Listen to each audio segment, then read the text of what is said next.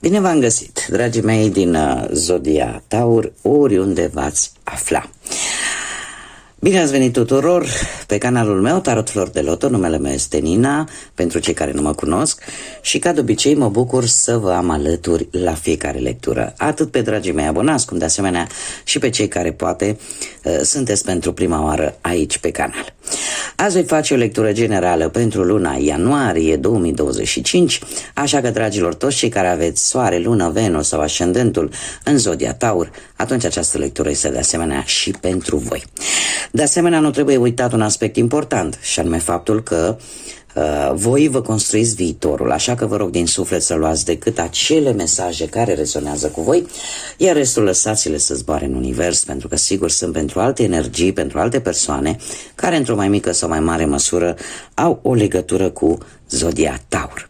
Desigur, dacă nu veți rezona deloc cu această lectură, puteți viziona celelalte zodii care pot reprezenta pentru voi ascendentul, luna, Venus sau oricare altă planetă importantă pentru voi din cartea voastră astrală. Așa că, dragilor, haideți să vedem, așa cum v-am obișnuit și cum mulți dintre voi care sunteți deja abonați de ceva vreme aici pe canal, știți că la fiecare început de lună scoatem câte o carte pentru fiecare săptămână, da?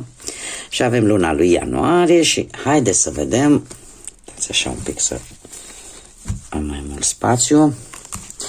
Haideți să vedem care este cartea pentru prima săptămână.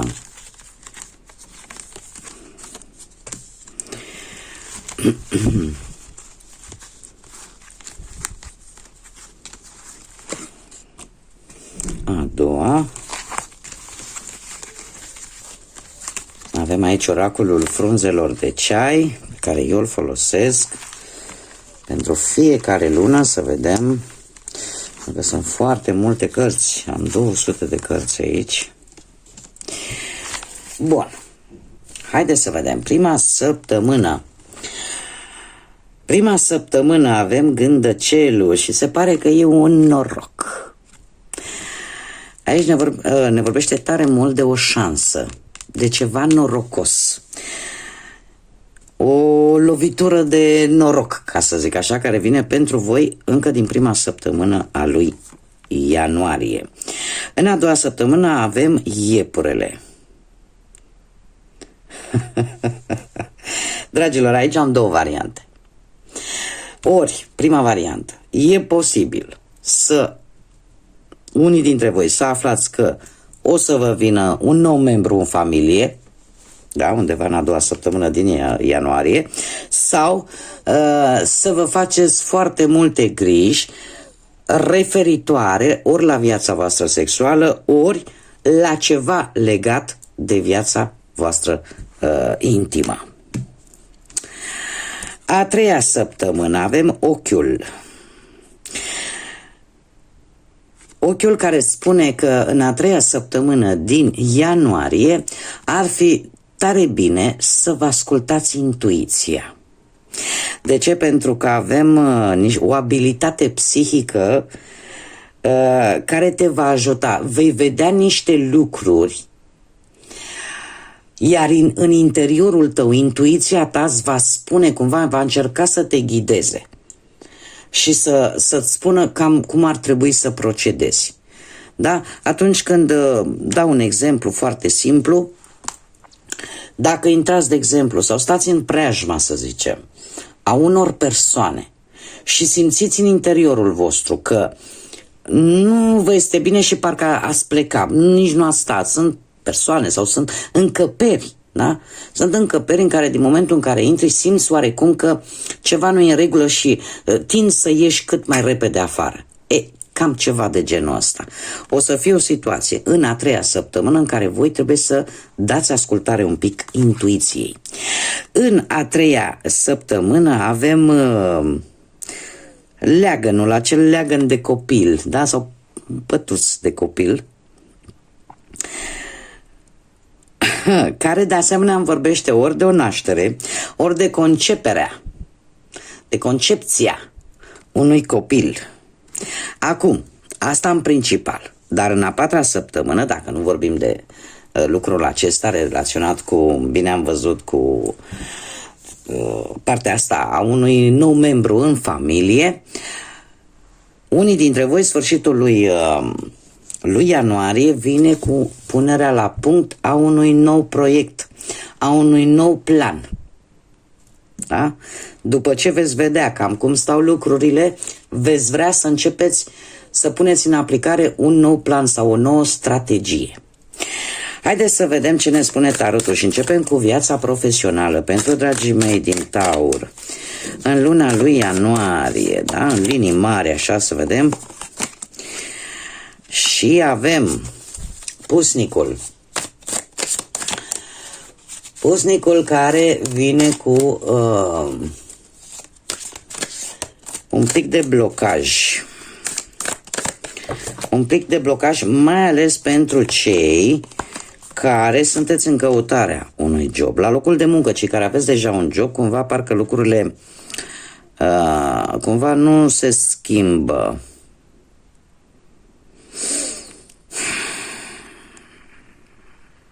Adică nu apare oarecum nimic nou. Există totuși aici ceva care vă cam dă peste cap, dragilor.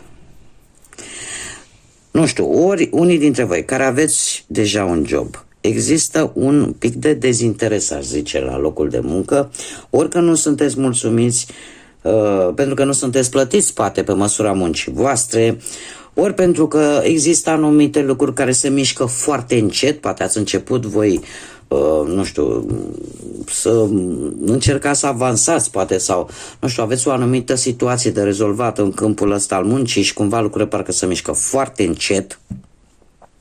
Trebuie să vă spun că, mai ales că avem și diavolul aici, trebuie să folosești tare mult și istețimea, pe lângă intuiție, pentru a obține ceva pozitiv în ceea ce privește cariera. De asemenea, unii dintre voi, și mare atenție, veți fi tentați să amestecați dragostea cu munca. Nu o faceți pentru că nu va ieși bine. Da? Cum de asemenea, pentru cei care căutați un job, e posibil undeva pe la sfârșitul sau de cam de la jumătatea lunii lui ianuarie să vină într-adevăr niște oferte foarte tentante.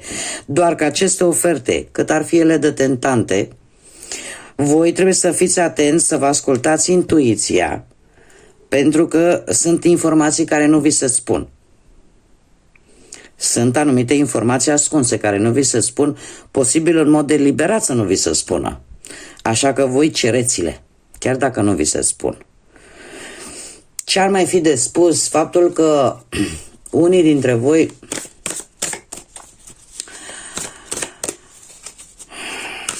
este foarte interesant. Încă de la începutul anului aș spune că cu pusnicul aici, încă de la începutul anului simțiți nevoia, nu știu, să vă îndepărtați de zgomot, parcă vă deranjează cam absolut orice. Și e posibil ca unii dintre voi chiar să ia decizia să plece ei singuri de la locul de muncă actual. Sau din anumite probleme posibil de sănătate. Sau poate pur și simplu nu vă simțiți voi în stare și e posibil să nu vă duceți poate în prima săptămână. Da? Haideți să mergem mai departe și să vedem. Pe partea asta a bănuților, ce vine pentru dragii mei din Taur?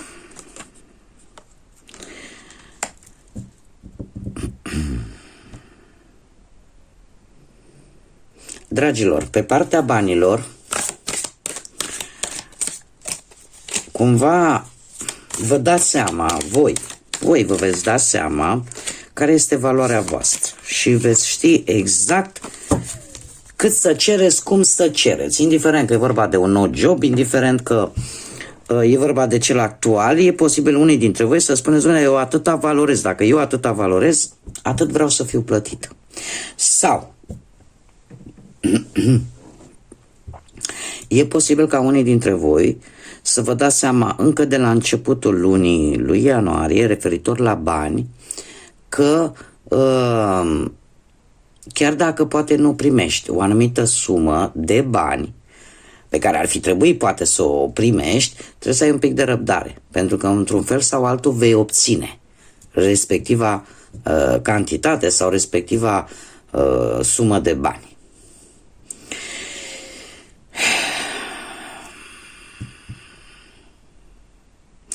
Avem și un cavaler de monede care de asemenea îmi vorbește de o reușită financiară, doar că reușita asta, cum să zic eu, nu vine atât de repede pe cât vă doriți voi.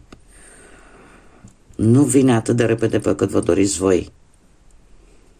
E posibil să vă vină bănuți cumva din mai multe locuri, nu știu, de pe la familie, cantități așa micuțe de bani care poate cumva să vă sprijine, dar ceea ce voi vă doriți cu adevărat relaționat cu banii nu vine chiar acum. Va mai dura, adică e un proces lent, sigur e adevărat, dar lent. Și faptul că avem Marele Preot, care vă reprezintă pe voi, da, ca și zodie, asta îmi spune că e posibil în luna lui ianuarie, dacă simțiți că problemele voastre financiare sunt destul de grave, ar fi bine să cereți sfat. Ori să cereți sfatul unei persoane abilitate pe domeniul ăsta financiar, ori să vă sfătuiți cu cineva de încredere care să încerce să vă ajute, pentru că mie totuși mi-apare un ajutor care vă vine. Da? Și vin de la persoane de încredere. Asta pot să vă certific, pentru că Marele Preot în general reprezintă pe cineva de încredere. Haideți să vedem cu dragostea cum stați, dragii mei, pe partea asta a celor care sunteți în pereche. Sunt foarte multe, voi lua decât cea care s-a văzut. Cei care sunteți într-o pereche de-a lungul lunii lui ianuarie, dragilor, se pare că relația voastră merge într-o direcție bună, pentru că avem un soare frumos, sunteți optimiști, există sentimente. Da, lucrurile merg foarte bine din punctul ăsta de vedere al relației pentru cei care sunteți într-o pereche deja formată. Faptul că avem și acești 7 de monede, asta îmi spune că sunt rezolvări. Chiar dacă ați avut posibile probleme în relație, lucrurile se vor rezolva fără niciun fel de dubiu, iar steaua întărește, ca să zic așa, faptul că este un moment, luna lui ianuarie, pentru cei care sunteți într-o pereche, va fi un moment bun pentru a întări și mai mult relația actuală. Lucrurile vor merge, chiar dacă posibil ați avut ceva necazuri, ceva probleme în relație, ele se vor rezolva. Da? Și apare această conexiune atât de strânsă între voi. Cei care sunteți singurei, aș spune că ar trebui unii dintre voi, e posibil să aveți o situație financiară destul de bunicică, dar cumva, poate, nu știu, ori vreți să faceți o călătorie, ori vreți să vă duceți sau să aveți ceva legătură zodia Rac, posibil, unii dintre voi, și cumva vreți să impresionați cu ceva, vreți să ieșiți în evidență. Acum, cărțile vin cu un sfat. Da. Și către sfârșitul lui ianuarie spune că la un moment dat va trebui să luați o decizie. Îmi apare într-adevăr posibil o comunicare la distanță sau poate chiar o călătorie pe care voi să o faceți la distanță și care să aibă legătură ori cu vreo persoană din zodia Rac, ori pur și simplu într-o călătorie. După această călătorie va trebui să luați o decizie importantă în ceea ce privește viața voastră amoroasă. De ce? Pentru că avem îndrăgostiții, avem ori zodii Rac sau Gemeni, pentru că aici foarte bine puteți fi reprezentați voi. Ce vreau să spun? Cărțile în special îmi spun următorul lucru. Domne, nu trebuie să impresionezi sau să apari într-o imagine falsă, mai ales cu acest rege de monede. Acest rege de monede îmi spune felul următor, că trebuie să fii tu însuți. chiar dacă e posibil să nu te accepte toată lumea pentru felul tău de a fi, da? Trebuie să fii tu însuți, să fii adevăratul tu și nimic mai mult.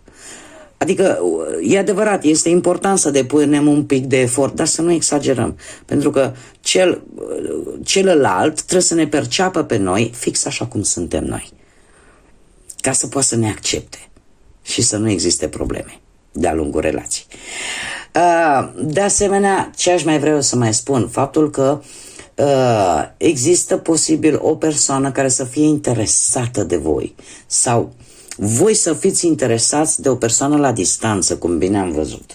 Dacă această persoană nu vă corespunde sau vă dă semne că nu prea ar fi interesată de voi, și invers, da? Acum puteți să adaptați, că tocmai de aici apare decizia asta importantă, poate că ar fi mai indicat ori să vă spună, ori voi să spuneți. Da? Adică cumva nici voi să rămâneți agățați, dar nici persoana respectivă să rămână agățată. Cum de asemenea vedem cu îndrăgostiții faptul că nu știu de ce cărțile e posibil să insiste mai mult pe tema că ar fi vorba de o veche iubire de-a voastră. Da? Să nu fie neapărat cineva nou. Și voi va trebui să luați o decizie importantă, pe care trebuie să vă spun că o veți lua mai mult cu inima decât cu rațiunea. Dar om trăi și om vedea. Haideți să vedem ce numere importante am pentru voi și avem 7 ianuarie, 16 ianuarie. Și ne spune în felul următor, date importante de-a lungul lunii ianuarie, ne spune în felul următor: ai o minte foarte curioasă care îți va permite să descoperi adevăruri importante. Ai o abilitate specială pentru a primi sentimentele sau a percepe, mai bine zis, sentimentele celorlalte persoane. Așa că îngerii tăi îți cer să împarți această cunoaștere în beneficiul celorlalți. Percep ce este în jurul. Cumva ai o... Sper să nu zic o tâmpenie acum și dacă o zic, o fac fără... Pur și simplu că sunt cuvinte asemănătoare din spaniolă și în română. Sunt perceptiv, sunt perceptivă. Cred că sper să fie corect, cum spun. Dar cumva, care este esența mesajului? Că în aceste 2 zile, 7 sau 16, probabil că unii dintre voi vă veți găsi într-o situație în care voi la rândul vostru să puteți poate ajuta sau să dați un sfat bun altora. Da? Vă veți da seama de niște adevăruri și poate vreți să îi ajutați pe alții și să le spuneți: știi, uite, de fapt, situația nu e așa cum o crezi tu. Da? Ca voi să vă dați seama de anumite lucruri și în felul ăsta să încercați poate să deschideți ochii altora sau să încercați să-i ajutați. Și avem de asemenea numărul 44, foarte interesant, 44, un număr maestru care îmi vorbește de importanța de a avea un scop în viață, de a-ți păstra integritatea și de faptul că ești ajutat, ajutată. Ne spune în felul următor: nu se poate reduce acest număr maestru, rămâne ca simplu mesaj și ne spune în felul următor: îngerii te încurajează să continui pe acest drum al vieții în care ești în acest moment, dar cu determinare și cu, cum să spun eu, cu inspirație, cu atenție, dar în același timp și cu determinare, da? Pentru că într-un viitor vei avea o reușită mult mai mare decât îți imaginezi. Probabil că este nevoie de un pic de răbdare. Și avem numărul 77, care poate să fie încă o dată 7 ianuarie sau 14 ianuarie, care ne vorbește de istețime. Și ne spune în felul următor: e timpul să lași în urmă toate acele vechi obiceiuri, toate acele frici și temeri, pentru că este momentul să mergi în direcția dorințelor tale și ambițiilor tale. Acum este momentul să fii isteț, isteață și curajos, curajoasă. Se pare că lucruri importante se vor lua. Haideți să vedem ce mesaj au îngerii pentru voi, dragilor, pentru luna lui ianuarie, pentru dragii mei din Taur. Un mesaj, te rog, pentru dragii mei tăurași, luna lui ianuarie. Foarte frumos mesajul. Și ne spune în felul următor: nu trebuie să îți fie frică de nimic, nu ai de ce să te temi. Ești în siguranță, pentru că providența divină și ordinea universală controlează situația. Încearcă să te dedici exclusiv pentru a simți dragostea și a experimenta acele efecte care cum să spunem, care le produce în interiorul tău. În acest mod vei obține acele rezultate mai ridicate, fără necesitatea de a depune prea mult efort.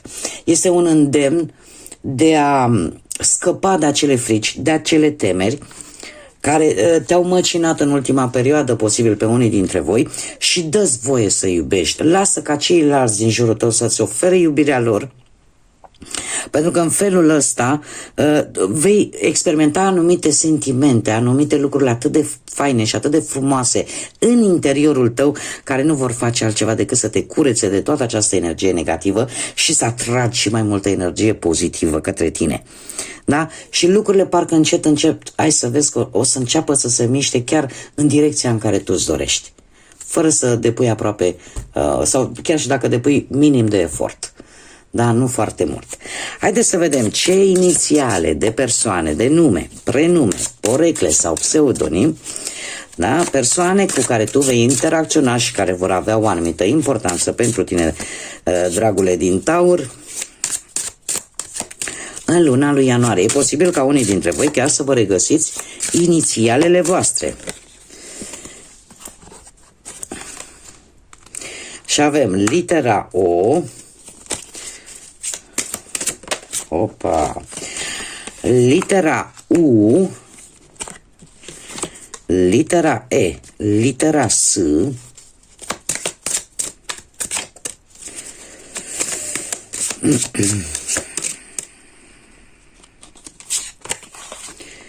litera T,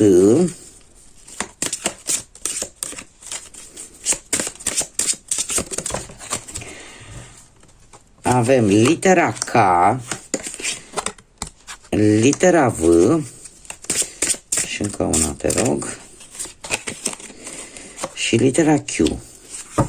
Deci inițiale de nume, prenume, porecle sau pseudonim de persoane cu care voi puteți interacționa de-a lungul lunii lui ianuarie sau care vor avea o oarece importanță, cum de asemenea puteți să vă regăsiți chiar voi. Ca și zodii avem zodii de apă, rac, pești, scorpion, care spune că predomină, zodii de aer, gemeni, balanță, vărsător sau, e adevărat, mai puțin, dar nu imposibil, anumite zodii de foc, berbec, leu, săgetător. Bun, dragii mei, aceasta a fost lectura generală pentru luna ianuarie. Eu vă mulțumesc pentru atenție și, desigur, dacă ați rezonat, dacă v-a plăcut, mai ales cei care nu v-ați abonat încă, eu vă invit cu mare drag să vă abonați. Cum de asemenea nu uitați de like-uri, nu uitați de distribuiri și de comentarii, care nu fac altceva. Aceste mici gesturi acumulate fac ca aceste lecturi să ajungă la cât mai multe persoane, la cât mai multe energii, cum de asemenea ne ajută să lărgim această comunitate frumoasă a florilor de lotus. Așa că, dragilor, eu vă doresc ca acest nou an 2025 cu care începem această lună ianuarie să fie acel început plin de optimism pe care ni-l dorim cu toții, să vă aducă sănătate, să vă aducă ceea ce voi vă doriți cel mai mult, să vă aducă liniște, să vă aducă lumină în suflete, în gânduri și multă energie pozitivă. Până data viitoare, când ne vom reîntâlni, numai bine vă doresc și să fiți iubiți, dragilor!